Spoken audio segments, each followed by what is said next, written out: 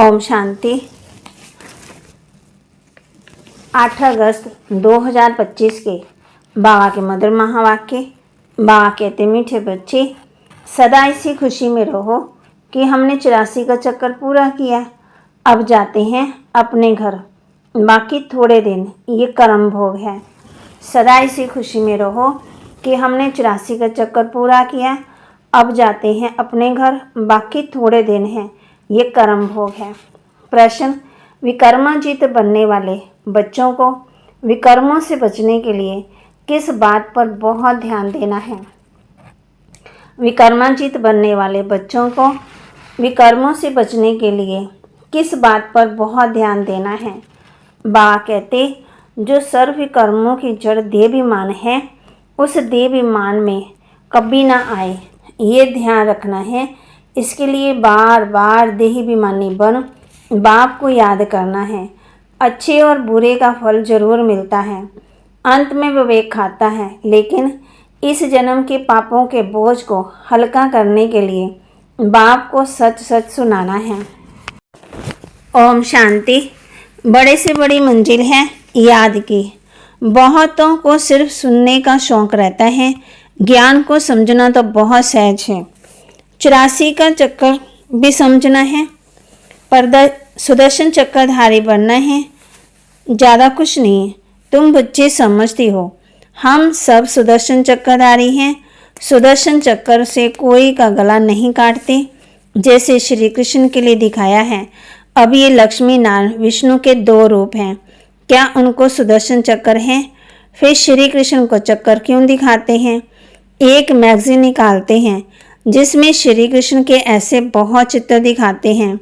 बाप तो आकर के तुम्हें राजयोग सिखाते हैं, ना कि चक्कर से असुरों का घात करते हैं।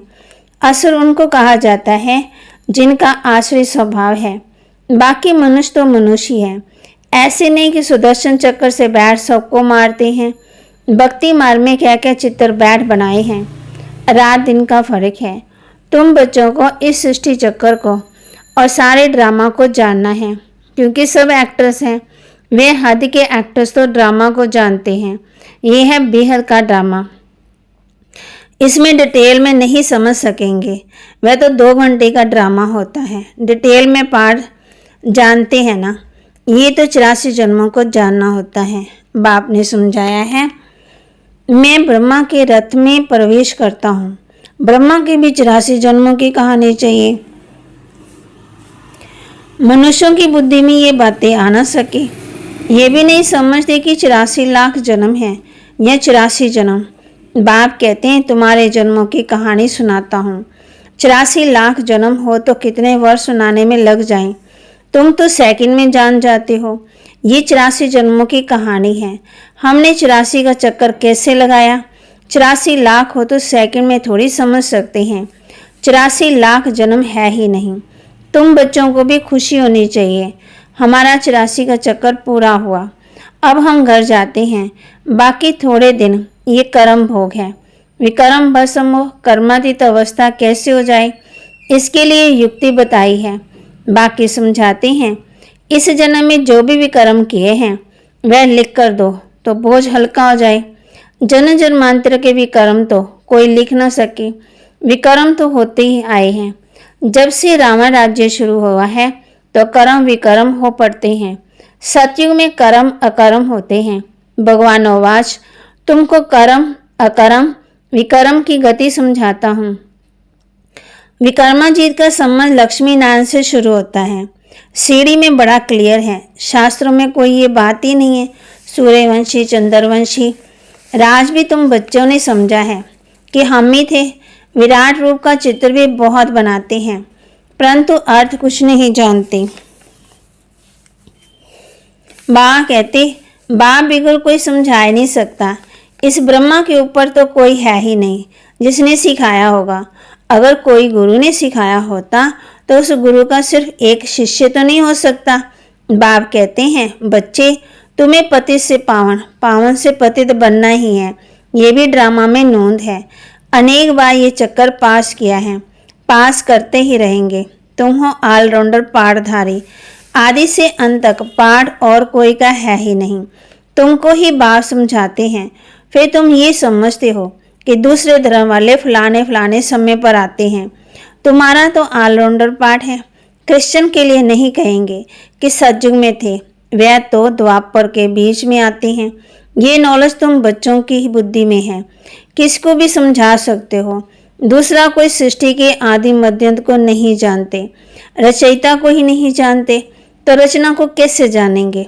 बाबा ने समझाया है, जो राइटिस बातें हैं वे छिपाकर एरोप्लेन से सब जगह गिरानी चाहिए।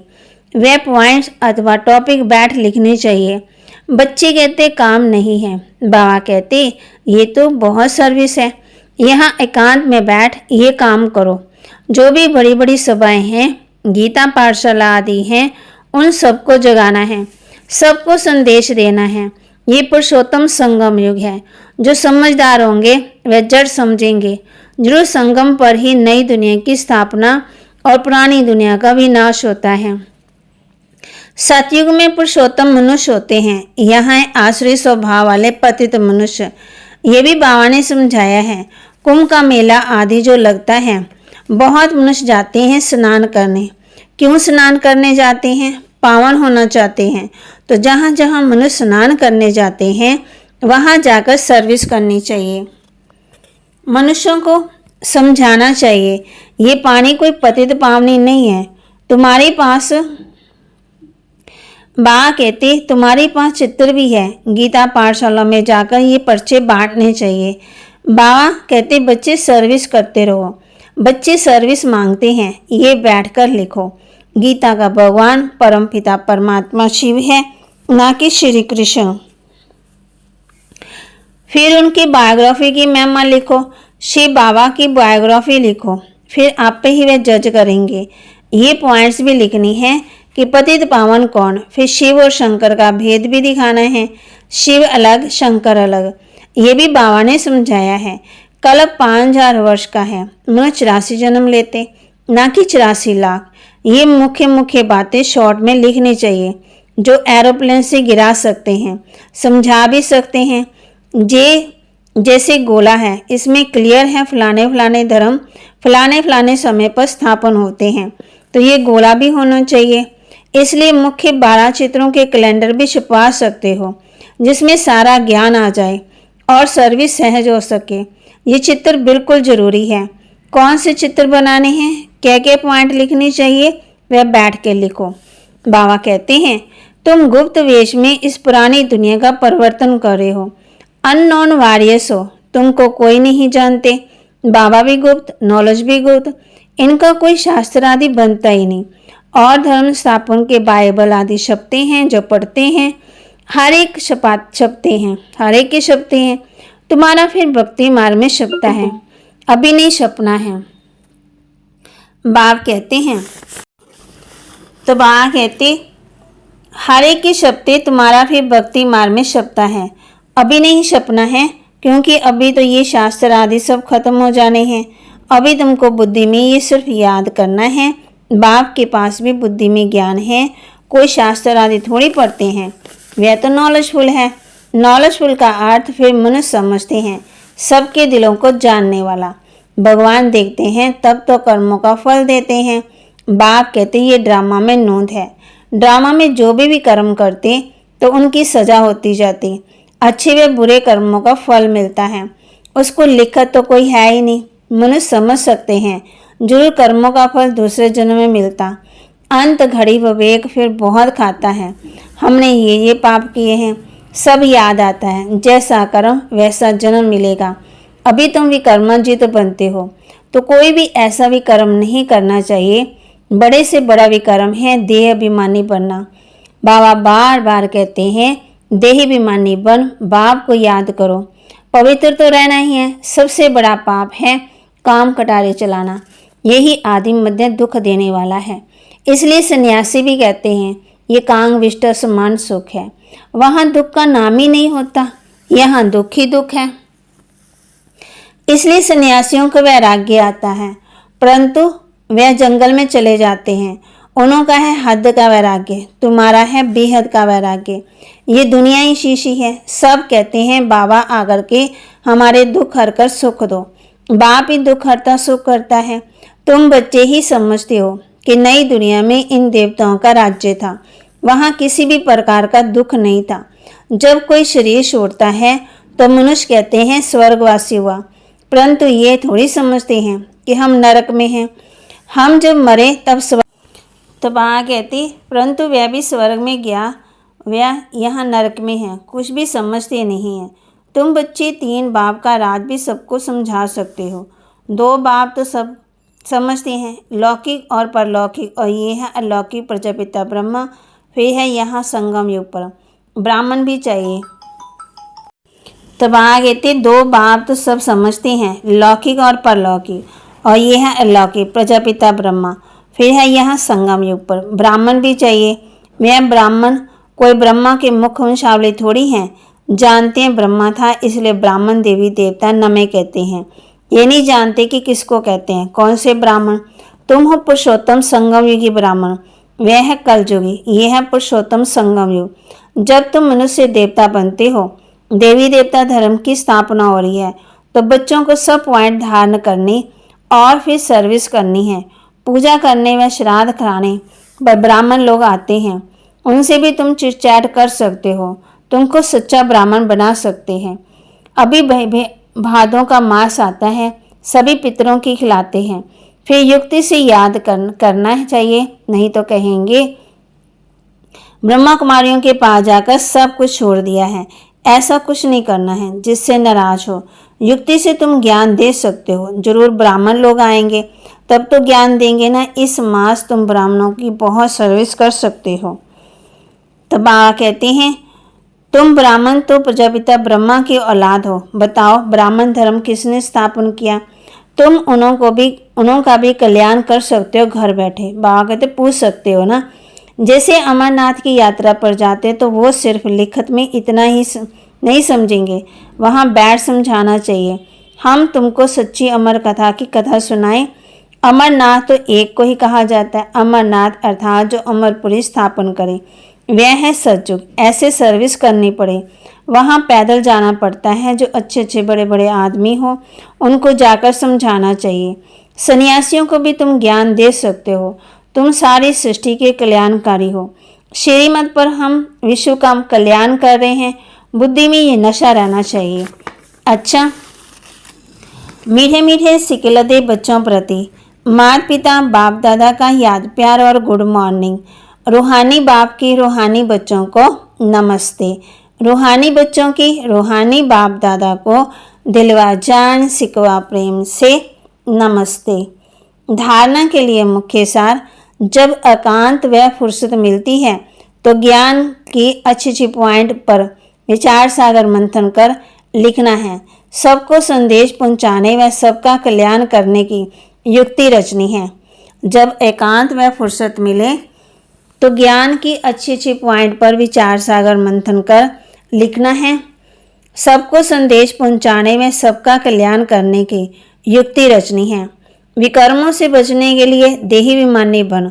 बाप को याद करना है। अभी कोई भी विकर्म नहीं करना है।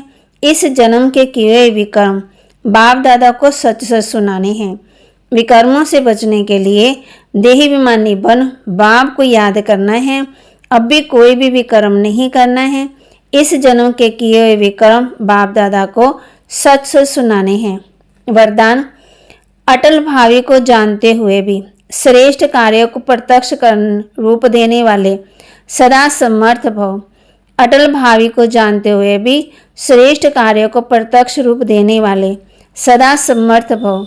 नया श्रेष्ठ विश्व बनने की भावी अटल होते हुए भी समर्थ भव के वरदानी बच्चे सिर्फ कर्म और फल के, पुरुषार्थ और प्रारब्ध के, निमित्त और निर्माण के कर्म फिलॉसफी अनुसार निमित्त बन कार्य करते हैं।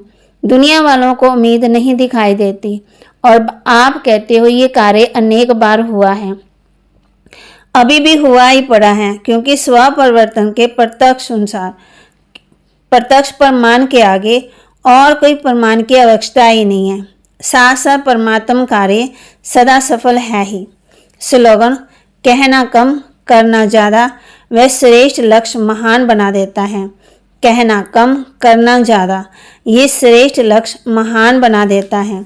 अव्यक्त इशारे सहयोगी बनना है तो परमात्मा प्यार के अनुभवी बनो।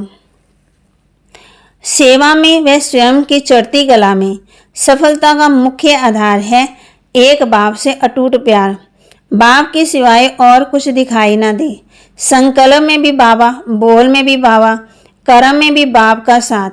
ऐसी लवलीन स्थिति में रहे, एक शब्द भी बोलेंगी तो वह स्नेह के बोल दूसरी आत्मा को भी स्नेह में बांध देंगे।